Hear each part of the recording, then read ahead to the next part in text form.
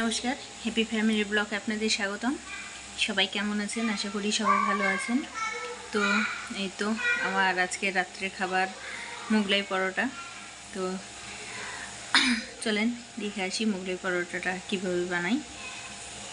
এখানে আমি ময়দাটা মেখে নিয়েছি মোগলাই পরোটার জন্যে। সাধারণত রুটির পরোটার জন্য যেই ময়দাটা মাখা হয় ওইভাবেই। প্রায় 10 মিনিট হয়ে গেল, 10 মিনিট ধরে ময়দাটা এরকমই আছে। এখন ঢাকা দিয়ে দিয়েছিলাম, দিয়ে এখন ময়দাটা একটু নেড়ে চেড়ে তখন রুটির মতো করে নিব। আর মোগলাই পরোটার জন্য আসল যেটা ভিতরের পুরটা, এই তো আমি এটা রেডি করে নিয়েছি।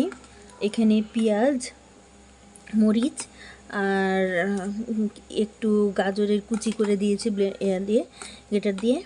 আর এখানে দিয়েছি হচ্ছে ম্যাগি মশলা একটু, আর একটু জিরার গুঁড়া দিয়ে এটা একসাথে ভালো করে মিক্সড করে নিয়ে তখন পরোটাটা বেলে তখন ওর মধ্যে দিব।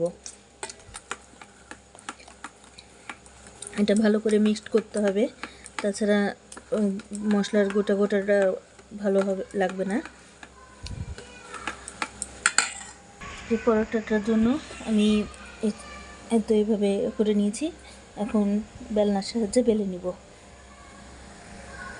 যে আমি রুটি সমান করে এটা বেলে নিয়েছি।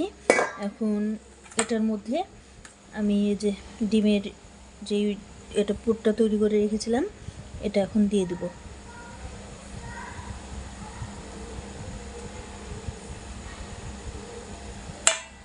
যে পরোটার মধ্যে দিয়ে আমার ভাজ করা হয়ে গেছে। এখন কড়াইয়ে তেল দিয়ে ভেজে নেব। যে আমি তেলটা গরম করে পরোটাটা দিয়ে দিয়েছি। এখন মানে এক হাতে ভিডিও করা এক হাতে করা সম্পূর্ণ সম্ভব হচ্ছে না দেখানো, তো যেরকমই পাচ্ছি আমি সেটুকুই দেখানোর জন্য চেষ্টা করছি। যে এই পাড়িটা আমার লালচে হয়ে গেছে আর একটু হবে, তখন নামিয়ে নিব।